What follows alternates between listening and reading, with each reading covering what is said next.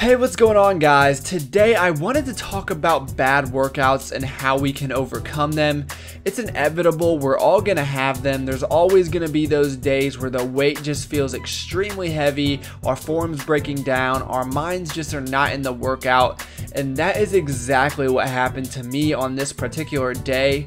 You are gonna notice in all of these sumo pulls that my form is just off.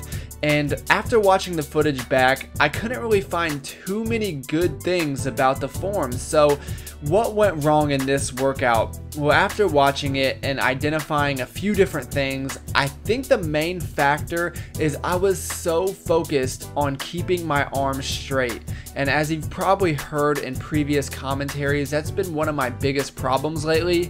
However, what I did was I let it take over my mind completely. So you're gonna see when I go for these pulls, I'm not taking the slack out of the bar, my hips are shooting up too quickly, and it's mostly caused by that one-track mind where I'm only focused on keeping my arms straight, which I'm not doing a great job of, by the way.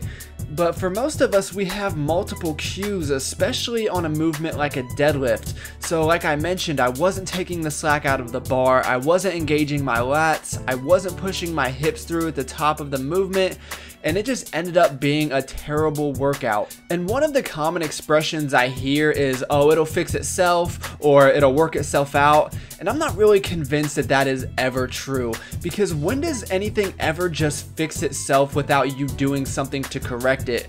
So that is one of the reasons I highly suggest everyone record themselves in the gym, because if you're not watching this footage back, how are you really gonna know what went wrong? I mean, yeah, I could have looked back and said, okay, where was my mind at, and probably gotten down to the root issue, but I wouldn't have been able to see all the form breakdowns. And yeah, there could have been other things adding to that. I didn't get a whole lot of sleep before, had a lot going on outside of the gym that I was pretty focused on, but really all that sounds to me like is you weren't in there doing what you were supposed to do, so that's really not an excuse. So my thing is, okay, you found the problem, so what are you going to do about it? And luckily for me, I was going into another deadlift session the next day, so I'm kind of just watching this back and trying to figure out, okay, well, this was not a complete waste because I'm actually going to be able to make some corrections and improvements based off of the previous day's workout.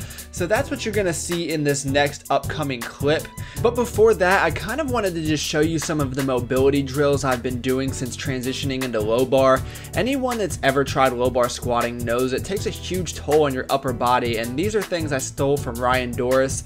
So I'm just rotating from front to back and doing each side as well as straight ahead, and these seem to really loosen up my rear delts. And then afterwards I just do some overhead squats, and I've noticed my shoulder mobility has really improved doing these. After those, I moved on to what Ryan calls the bad girls, and you can probably see why here, but this really does loosen up your lats as well as your hips, and I probably need to get a bigger shirt. But that's one of my favorite mobility movements that I've been doing lately. And I go into some low bar squatting, and I really set the tone well here because I hit a PR. This is 335 pounds, I believe, for a 2-second paused rep, and then I'm supersetting it with 3 reps of 275 pounds, which was a great confidence boost. But squatting just does not take the mental toll on me that deadlifting does, and everyone's gonna have that one exercise that they just really overthink, and at times let the exercise defeat them before they even go for it, which is something you just can't do because you're either gonna miss the lift or you're not gonna perform it correctly. I know there's a lot of people that say you have to imagine yourself completing the lift before actually going for it. I've never actually tried that cue, but maybe I should. But as I finish off these squats, I'm really just interested in how this next deadlift session is going to go. So luckily I was able to finish these off strong, but I knew that the workout had just started, and it's kind of weird because usually for deadlift sessions you're starting with them, but I actually kind of like starting with squats and then moving into the deadlifts. I feel like it prepares my body, and it's also a whole different degree of difficulty because you're already a little pre-exhausted.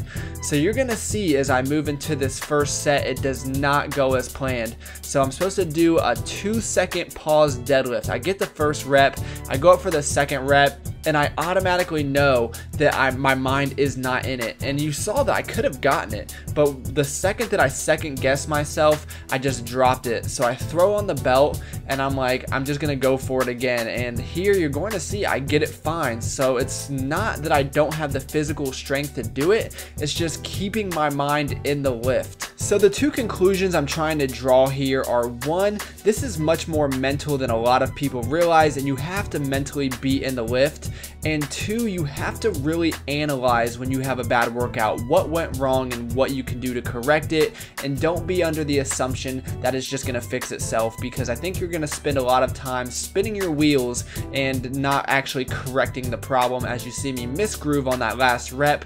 But overall, I will say that deadlift session went much better than the day before. Still got a lot of work to do, but that's one of the things that keeps me motivated. So please leave all comments below. Hopefully this helps some of you out there. And if you guys have any suggestions as to what helps you get through your bad workouts, leave them below, and I'll talk to you soon. And I ask myself, what you say, when I leave, baby? It's just my luck that it's been like 5 million degrees all summer, sunny, perfect weather outside. I get this nice new grill, and now it's been cold and rainy. Go figure, right? But that's okay. We are not gonna let that deter us from becoming grill masters over here. So what I've got on here right now is some chicken and some potatoes. If you guys have never tried to put potatoes on the grill, I would highly recommend it. Let me see if I can take you inside real quick and show you what I'm gonna be doing here.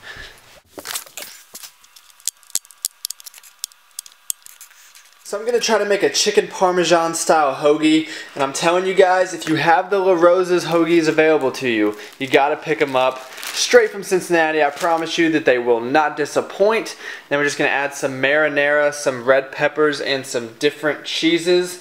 And all I'm gonna do is wait for that chicken to cook up a little bit more, and then I'm gonna put the hoagie roll in the oven on broil just so it gets a little crisp. Add everything together, and you got it, guys. It's not rocket science. And that, my friends, is how you make a chicken Parmesan hoagie. Looking so good, just waiting for that cheese to melt a little bit more. And you can tell just by looking at these potatoes that they're gonna taste better just by putting them on the grill. So give that a try, I'm sure you guys will like it. Got some delicious looking broccoli right there. Alright guys, I'm gonna eat this and I'm off to my next Craigslist transaction. So if you never hear from me again, this will be my final words and my final sandwich. So I'll die happy. Alright, well I hope the video where I tried to make those so-called healthy donuts is already up, or else this isn't going to make much sense, because I'm about to tell you that even though that was an epic fail in the last video, I think I've got it figured out now. So let me show you guys what I'm doing, and I will link Michael and Simon's videos below. Those are the two people that I saw the recipe from. And over here I've got in my nice little donut tray the batter, which is just some pumpkin, some protein powder, and some regular flour instead of oatmeal this time. I think that is going to make a big difference. Just got some almond milk, and then we also have an egg, some cinnamon, sweetener, salt, and you'll see all that in their videos. So this is going to go into the oven at 350 for about 10 minutes, and hopefully it comes out a lot better than last time.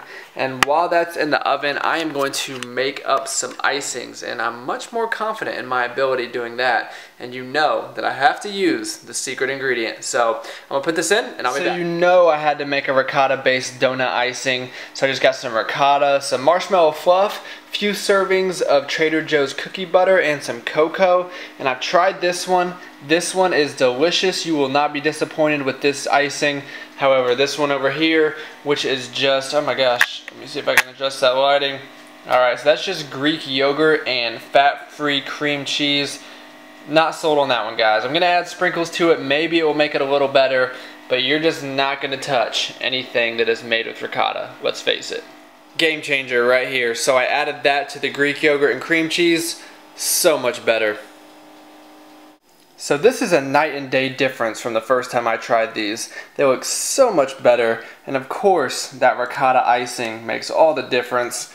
And I'm pretty sure when we were younger and our parents always told us, if you don't succeed, try and try again, they were in fact referring to making donuts. So I'm going to give you guys a taste test once I actually try them. I'll be sure to let you know what I think. All I'm going to say right now is more donuts will be made. This is going to be the start of something great.